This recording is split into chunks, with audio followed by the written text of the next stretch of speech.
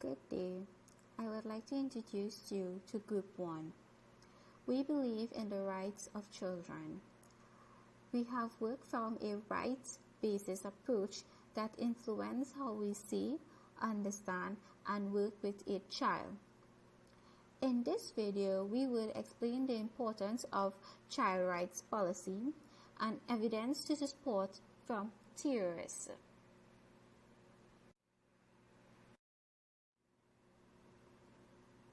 We see the child in its own rights as full of potential and capability. Every child is born with basic human rights, the rights to healthcare, education, and the equal treatment and protection from harm. I would like to introduce you to our members, Sita, Anike, Tanisha, and myself, Lily. We do hope that you enjoy and learn from this video.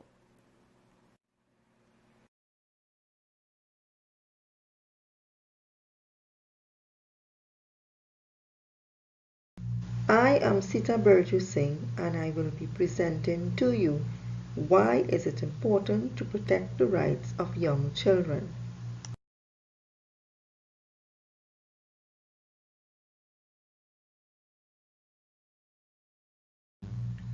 As a young girl, the importance of protecting the rights of young children is imperative for safeguarding strong, successful societies. It is the beginning of children welfare that permits girls and boys to succeed, mature, and enrich to their full potential. A world where children strive to safely flourish with their families, to be free from injustice, disrespect, violence, and corruption, the world can be restored.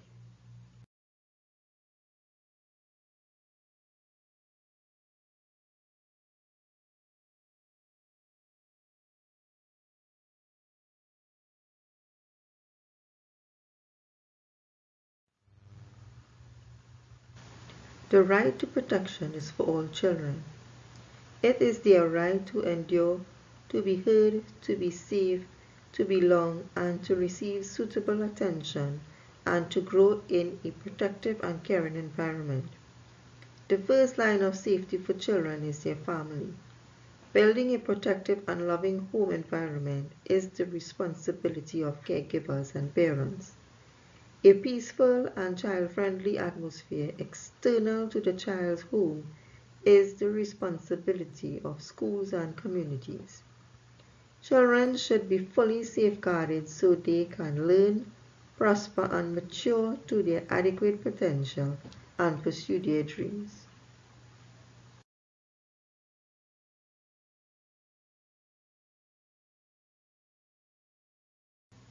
As a young boy, protecting our girls and boys from infringement such as abuse and sexual mistreatment. The government, non-government organizations, communities, and the local communities can assist in ensuring that children develop in a family-oriented environment. Schools and communities should guard all children and preventing child mistreatment.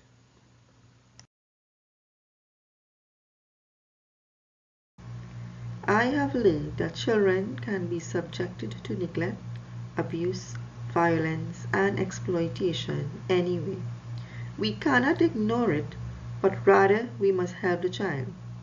We must always remember that our duty to protect children does not come to an end once we are out of the school premises. My learning experience from this group assignment was educational and enjoyable. My team members were very supportive and we all worked hard as success is achieved with teamwork. I now present Anike Johnson to showcase at least 2 policies in the Caribbean.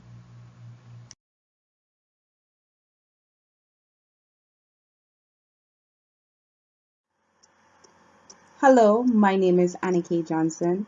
My experience working with my group has been amazing.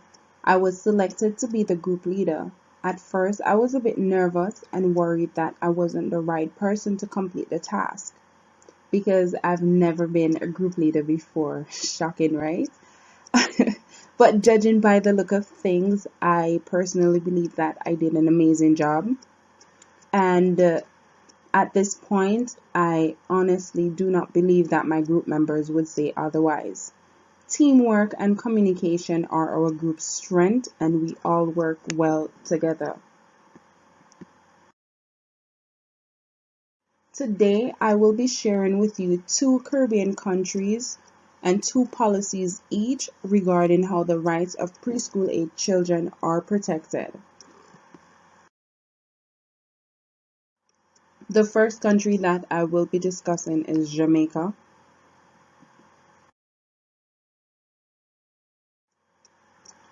How the rights of preschool age children are protected in Jamaica. Policy number 1. Protecting children against violence-inflicted injuries including physical assault, injuries to the head, sexual assault, and gunshot wound.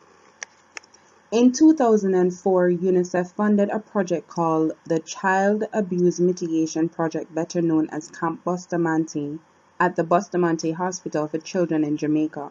Since the project began in 2004, over 13,376 children has so far rescued from threats of further abuse and neglect, thereby keeping them out of the accident and emergency rooms. Camp Bustamante also employs a cadre of social workers who not only see to the psychosocial care of the children but undertake a risk assessment of the children through visits to their homes and school to prevent as well to end any form of child abuse, bringing it to the attention of the relevant authorities and removing the said child or children from unhealthy environment. How the rights of preschool age children are protected in Jamaica. Policy number 2. To protect the rights and best interests of children. Education should foster the development of the child's personality and talents. Preparation for a responsible adult life. Respect for human rights as well as cultural and national values of the child's country and that of others. The rights to free early childhood education, the availability as well as well-trained teachers. The rights of child's play, recreational activities, and to participate in cultural and artistic life. Parental responsibility to provide adequate living conditions for the children. Development even when one of the parent is living in a country other than the child's place of residence.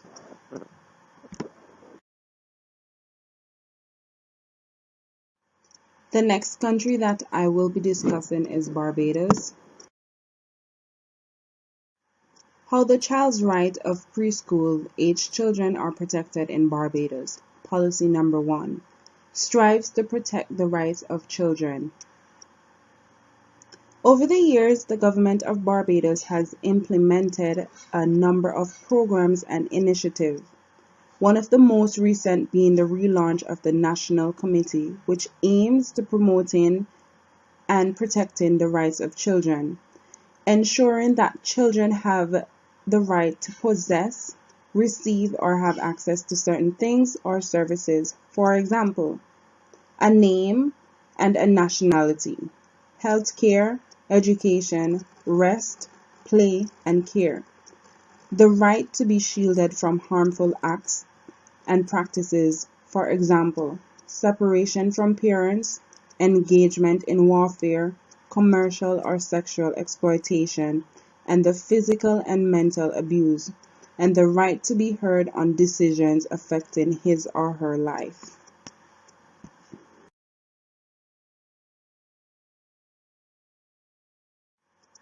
How the rights of preschool age children are protected in Barbados. Policy number 2. Barbados has committed itself to protecting the rights of children through the ratification of the Convention on the Rights of the Child. Children has the right to develop to their full potential, free from hunger and want, neglect and abuse. Children are neither the property of their parents nor are they helpless objects of charity. They are human beings and they are subject to their own rights. The convention offers a vision of child and as well as individual and as a member of a family and community with the rights and responsibility appropriate for his or her age and stage of development.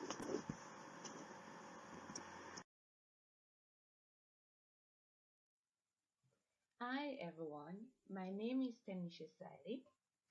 Before I get into my presentation, I would like to tell you about my experiences while doing this group project. Things pleasant and time consuming, but I also learned that the work of the theories are still vital in our classroom.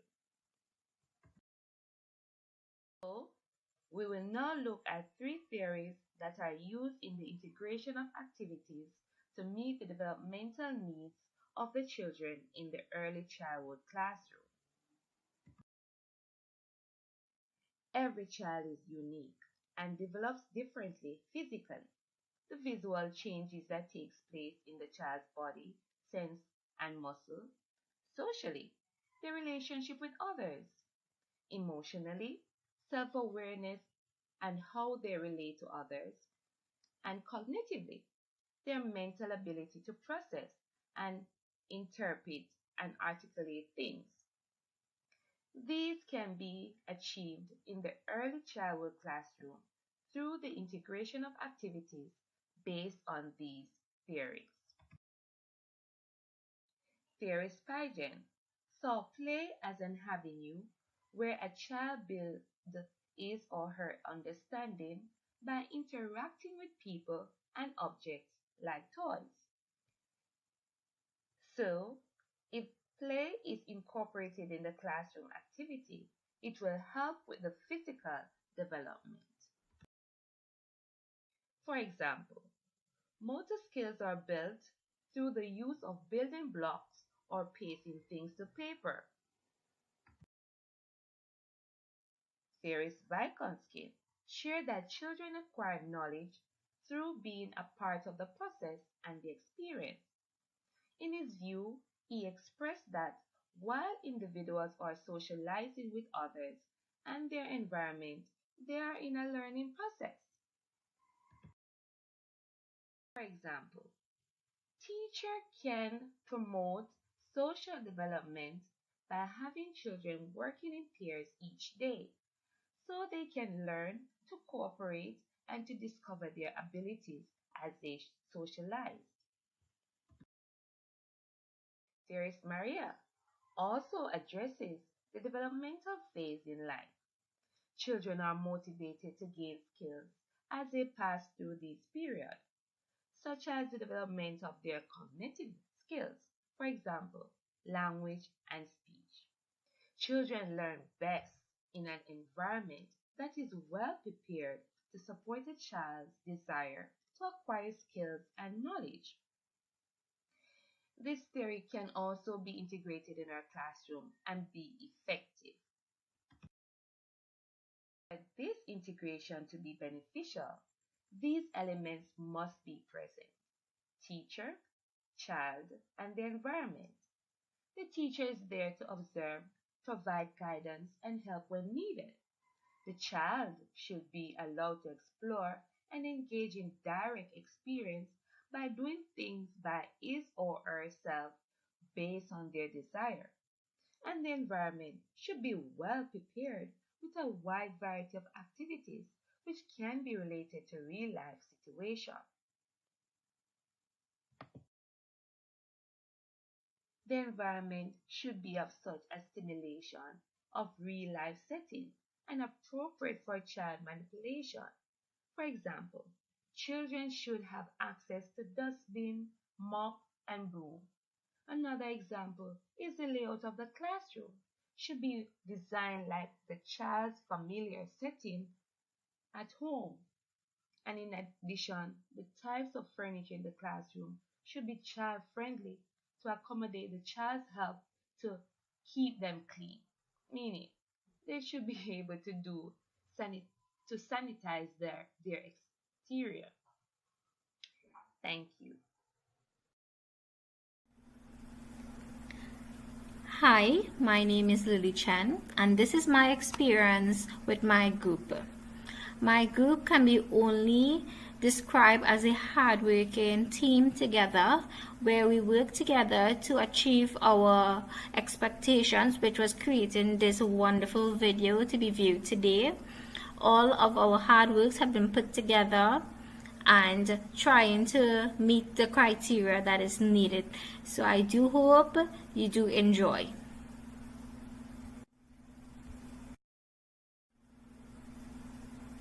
As the fourth question in our assignment, which is to create 2 new policies to highlight in our video that you as an educator would implement to further safeguard the rights of a child. So the next slide would be our first new policy.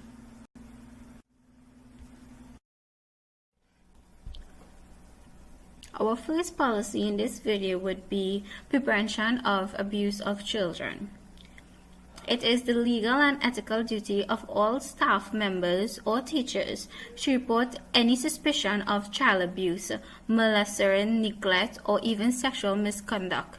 It can be simply as a lash on a child's hand that is swollen or even red and weaken signs of abuse of a child. Trying to minimize true awareness. Having teachers and staff members be aware of child abuse and what is child abuse, even signs of child abuse, is a good practice in helping to protect children who are concerned.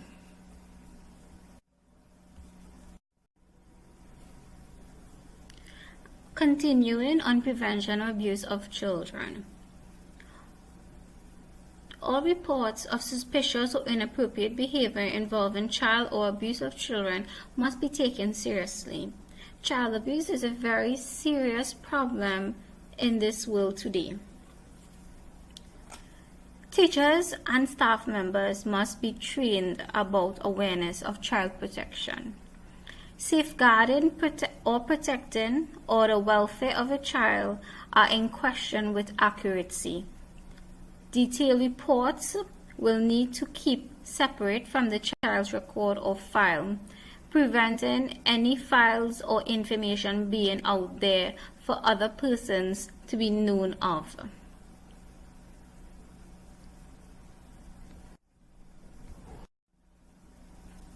Continuing on prevention of abuse of children. Any teacher or staff member in a school shall cooperate to its fullest extent possible in any external or internal investigation conducted by the principal or even the child protection unit. Failure to fully cooperate may be reasons for termination of a staff member or teacher.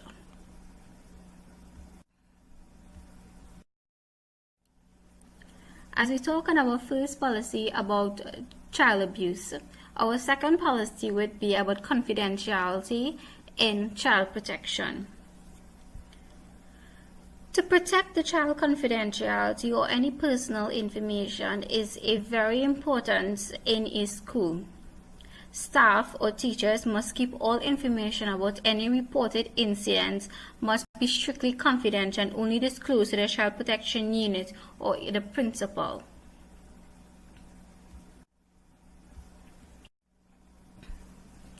Continuing on confidentiality policy in child protection.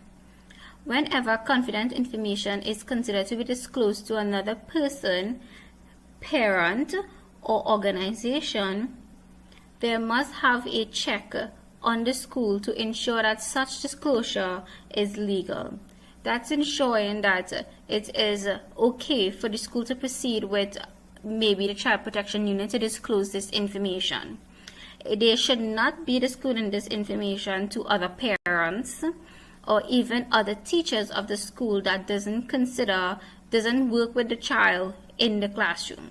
So it should only be between the teacher of the child, the principal, and the protection unit.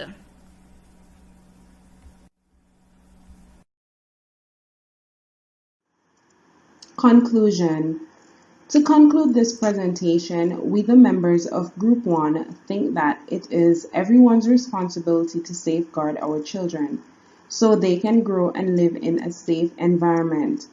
Therefore, on a national level, we are encouraged to implement policies regarding the rights of our children not to be abused in any form and definitely the right for proper education.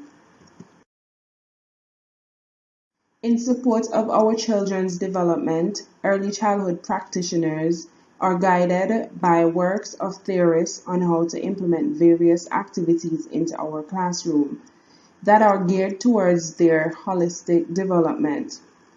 In all we do for our children, we are reminded to protect them at all times, care and love them in confidence. Thank you so much for watching our presentation. We do hope that you enjoy.